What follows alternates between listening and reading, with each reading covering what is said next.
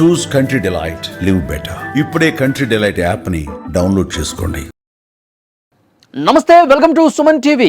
Andhra Pradesh deputy CM Pawan Kalyan YSR Congress party నాయకులకు చాలా స్ట్రిక్ట్గా, సీరియస్గా వార్నింగ్ ఇచ్చారు.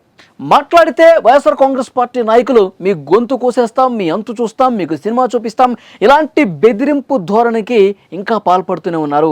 ఇలాంటి వ్యాఖ్యలు చేస్తూనే ఉన్నారు. మళ్ళీ మేము అధికారంలోకి వస్తే సప్త సముద్రాలు అవతలున్నా సరే ఈడ్చుకొస్తాం, మీ బట్టలోడు తీస్తాం, మీ గుడ్డలోడు తీస్తాం, కత్తితో గొంతు పర్ర రప్ప కోసేస్తాం. ఇవే డైలాగ్స్ కనిపిస్తూ ఉన్నాయి.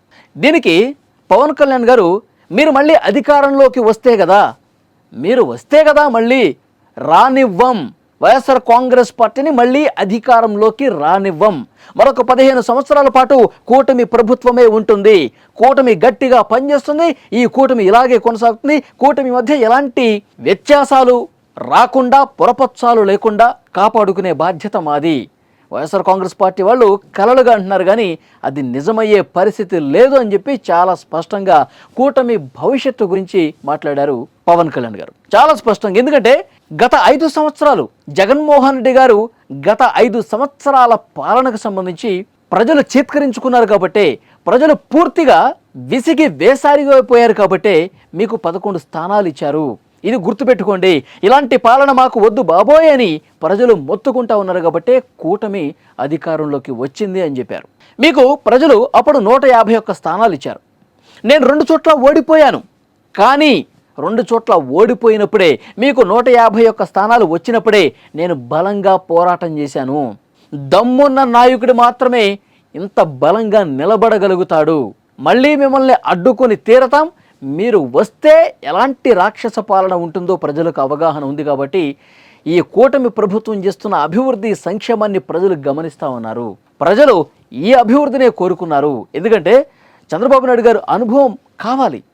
నేను పోరాటం చేస్తాను, నేను గట్టిగా నిలబడతాను, కానీ ఆర్థిక విధ్వంసం జరిగినటువంటి ఈ రాష్ట్రాన్ని గాడిన పెట్టాలంటే, ఈ రాష్ట్రం అభివృద్ధి దిశగా అన్ని రంగాల్లో ముందుకు పోవాలంటే ఒక పక్కా ప్రణాళికతో రాష్ట్రాన్ని అభివృద్ధి వైపు తీసుకెళ్లే నాయకుడు చంద్రబాబు నాయుడు కాబట్టే ఆయనకు మేము సపోర్ట్ చేశాం. మరొక 15 సంవత్సరాల పాటు కూటమి ఉంటుంది, చంద్రబాబు నాయుడు గారే ముఖ్యమంత్రిగా ఉంటారు అని మరొకసారి కుండ బద్దలు కొట్టినట్టు చెప్పిన పరిస్థితుంది. ఇప్పుడు వైఎస్ఆర్ కాంగ్రెస్ పార్టీ నాయకులు ఒక భయం కనిపిస్తుంది, ఒక ఆందోళన కల్పిస్తోంది. ఎందుకు? పవన్ కళ్యాణ్ గారు గత ఎన్నికలకు ముందు 2024 ఎన్నికలకు ముందు చాలా స్పష్టంగా అనేక వేదికల మీద చెప్పారు, వ్యూహం నాకు వదిలేయండి, నేను చూసుకుంటాను, వైఎస్ఆర్ కాంగ్రెస్ పార్టీని అధపాతాళానికి తొక్కేసే బాధ్యత నేను తీసుకుంటాను. ఇది పవన్ కళ్యాణ్ చెప్పింది. మరి అన్నట్టుగానే చేశారు. వైసీపీ అధికారంలోకి రాకూడదు, జగన్ మళ్ళీ ముఖ్యమంత్రి కాకూడదు, అధపాతాళానికి తొక్కేస్తాను అన్నాడు పవన్ కళ్యాణ్ గారు. అదే వ్యూహాన్ని రూపొందించారు. పార్టీని, వైఎస్ఆర్ కాంగ్రెస్ పార్టీ ప్రభుత్వాన్ని పూర్తిగా పాతాళంలోకి తొక్కేసి 11 స్థానాలకి పరిమితం చేశాడు. ఇప్పుడు వైసీపీ నాయకులు కూడా అనుకుంటున్నారు, ఇప్పుడు మార్కాపురం సభ మీద కూటమి గట్టిగా ఉంటుంది, కూటమి బలంగా ఉంది, ప్రజలు కూటమినే కోరుకుంటున్నారు, నేను జగన్మోహన్ రెడ్డిని మళ్ళీ రానివ్వను అని మళ్ళీ శపథం తీసుకుంటా ఉన్నాడు. ఈయన అన్నంత పని చేస్తాడు. ఈ కూటమి ఈ విధంగా గట్టిగా ఉన్నంతకాలం, పవన్ కళ్యాణ్ గారు ఆ కూటమిలో ఉన్నంతకాలం, పవన్ కళ్యాణ్ గారు చంద్రబాబు నాయుడు గారితో ఉన్నంతకాలం మనం అధికారంలోకి వచ్చే ప్రసక్తే లేదు, మనం అధికారంలోకి రావటం అసాధ్యం పవన్ కళ్యాణ్ కూటమిలో ఉన్నంతకాలం అని చెప్పి వైఎస్ఆర్ కాంగ్రెస్ పార్టీ నాయకులు భయపడిపోతున్నారు. వైఎస్ఆర్ కాంగ్రెస్ పార్టీ నాయకులు లిటరల్గా వాళ్ళలో ఒక ఆందోళన కనిపిస్తోంది. ఎలాగైనా టీడీపీ జనసేన మధ్య ఒక గ్యాప్ తీసుకురావాలి, ఎలాగైనా టీడీపీ జనసేన విడిపోవాలి, ఎలాగైనా పవన్ కళ్యాణ్ గారు ప్రభుత్వం నుంచి బయటికి రావాలంటే ఆయన వచ్చేట్టు కనిపించట్లేదు. ఆయన ఇంకా చంద్రబాబు నాయుడు గారి మీద పూర్తి నమ్మకంతో ఆంధ్రప్రదేశ్ అభివృద్ధి జరగాలంటే చంద్రబాబు నాయుడే ముఖ్యమంత్రిగా ఉండాలని చెప్పి పదే చెప్తా ఉన్నాడు. వీళ్ళిద్దరిని విడగొట్టడం మన వల్ల కాదు. మరి ఏం చేయాలి? క్షేత్రస్థాయిలో టీడీపీ జనసేన కార్యకర్తల్ని చెల్లాచెదురు చేయాలి. టీడీపీ జనసేన కార్యకర్తలు పూర్తిగా కింద బంధం అంతా కూడా విడిపోవాలి. అప్పుడు మాత్రమే మనం అధికారంలోకి రాగలమని చెప్పి అలాంటి ప్రయత్నాలు వైఎస్ఆర్ కాంగ్రెస్ పార్టీ చేయబోతుందంటూ కూటమి పార్టీల నాయకులు మాట్లాడుతున్న పరిస్థితుంది. సో డెఫినెట్గా జగన్మోహన్ రెడ్డి పార్టీలో ఉన్నటువంటి వాళ్ళు ఈ కూటమిని విడగొట్టడానికి కనీసం క్షేత్రస్థాయిలో కార్యకర్తలనైనా చెల్లాచెదురు చేసే ప్రయత్నాలు జరుగుతాయి. ఎందుకంటే జన సైనికులు తమ నాయకుడు ముఖ్యమంత్రి కావాలని కోరుకుంటూ ఉంటారు, తమ నాయకుడు నెంబర్ 1 కావాలని కోరుకుంటూ ఉంటారు. కానీ పవన్ కళ్యాణ్ గారే అటువైపు అడుగులు లేకపోయేసరికి మీరు పవన్ కళ్యాణ్ కోసం ఎంత పని చేసినా ఏం ఉపయోగం, మీ నాయకుడు ముఖ్యమంత్రి కాడు కదా, ఇలాంటి అభిప్రాయాన్ని జనసేన పార్టీ కార్యకర్తల్లో జొప్పించి ఇప్పటికే వాళ్ళ మీడియా, జగన్మోహన్ రెడ్డి గారి మీడియా అదే పనిలో ఉంది.